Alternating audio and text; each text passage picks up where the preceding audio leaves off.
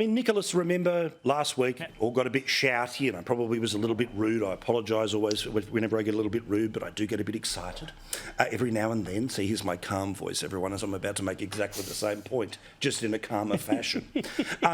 Remember, we told you the number one expenditure of the federal government is welfare. Number one by a country mile. The next biggest isn't even half as much.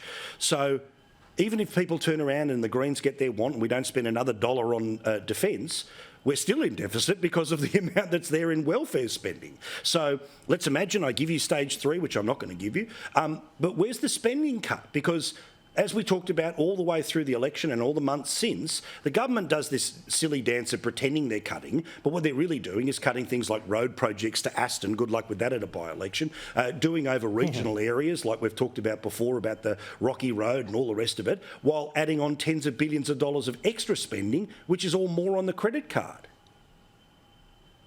Yeah, I mean, my challenge with cutting welfare is that's going to hurt people who desperately need a bit of help. And I'm not saying we've got a perfect welfare system. I think there's parts of the NDIS that definitely need to be reformed. But, you know, you cut welfare, you really are hurting people. Now, when I studied economics, James, you know, there's two sides to budget constraint.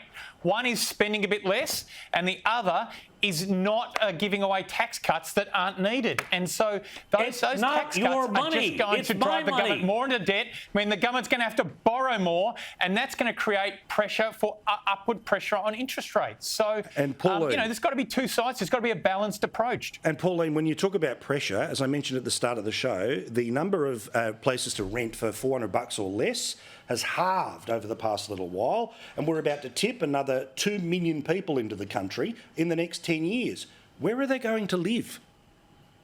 Exactly right, Paul. And I've been talking about immigration since day dot, since I started in politics, about the numbers we're bringing in the country. You know, our infrastructure can't cope with it. We're not building new dams, water supply to the people. We haven't got the hospitals, the schools, the nursing homes. We're struggling in this country, yet the government is intent on bringing in another 300,000 people into Australia. We're bringing in refugees. Here, you have this home. They're not worrying about the people that are living in their cars, the families living in their cars, struggling to make ends meet. But all they want to do is open up the floodgates, bring more people in Australia, because big end of town, big business, they want to sell more white goods, more product, more, you know, whatever they're selling, their own product. Everything's here. Because, yeah, that's right.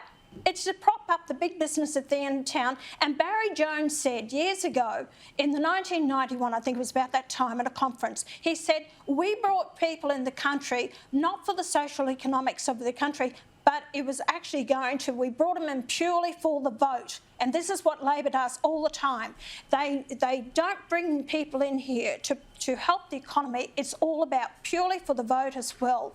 And you can't keep bringing more and more people in the country. You know who feels the strain of it? Ordinary, average battlers out there, Absolutely. Australians that are struggling to actually make ends meet because they have to find that housing, because there's less housing in Australia. They can't afford to build their own homes. You know, talk about government taxes.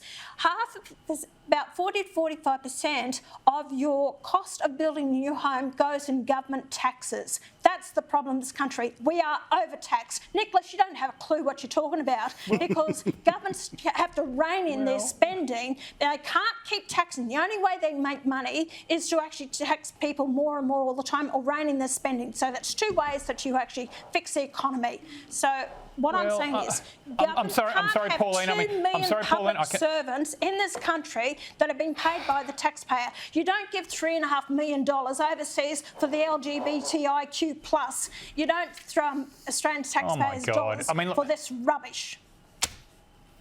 I mean, look, I'm sorry. It's hard to know where to start with that grab bag of misguided grievances there, Pauline. But let's begin where you started, saying that bringing in immigrants is a bad thing to do. Now, I can see that you're in Canberra tonight. My advice to you would be get out of Canberra and get out in the real world like I do and walk the streets of this country. She lives in regional Queensland. There couldn't be less Canberra in the world. When I was walking the streets of Melbourne today talking to businesses, they were telling me they can't get people. Like, you got restaurants that won't open for for certain days of the week, certain shifts, because they cannot get people. You've got Well, businesses Nicholas, not that taking on tells you jobs, about your not taking on welfare, new that you're clients not wanting because to they address can't it, get the because the staff problem is that to people do on the work. welfare but are also, being I paid always love to this sit thing on the about The book you backside overlooked, and do Pauline, is nothing. because And of COVID. Because of COVID, we're about 1 million people down. We're about 1 million people down as a country than where we otherwise would be by We about had a chance 2026. to So the catch government up. does have to lift numbers a little bit so we can get those No, I people gotta and go. get I these gotta go. jobs done that All need to right. be done.